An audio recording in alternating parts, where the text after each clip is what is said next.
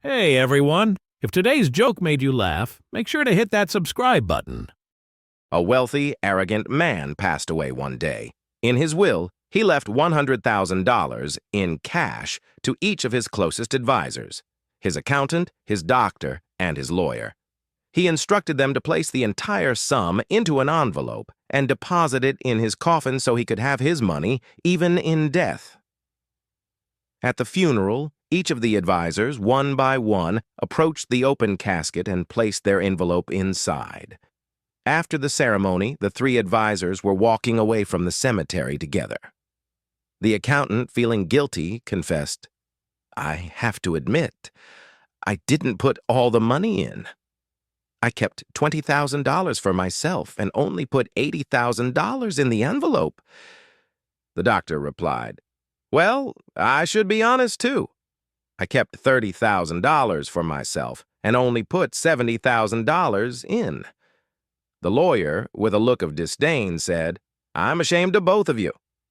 Our client explicitly told us to put $100,000 in his casket, and I'll have you know I put in a check for the full amount." When I was about 7 years old, I went with my father to the funeral of one of his co-workers, a man I didn't even know. While we were there, I stood quietly in the corner, waiting for the ceremony to end. A bitter-looking man approached me and said, "Enjoy life, kid. Enjoy it while you can." Time flies. Look at me now. I didn't enjoy it. He then patted my head and walked away.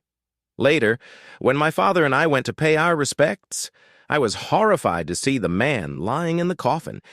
It was the same man who had spoken to me just moments earlier. The shock and confusion were overwhelming. I couldn't shake the image from my mind, and it left me terrified. For weeks, I couldn't sleep properly. I had nightmares, and I became afraid of being alone. I went through therapy, struggling with this trauma throughout my adolescent years. Things slowly got better as I grew older, but I'd still wake up in a cold sweat, screaming in fear. It wasn't until many years later that I learned something remarkable that finally gave me peace. That man had a twin.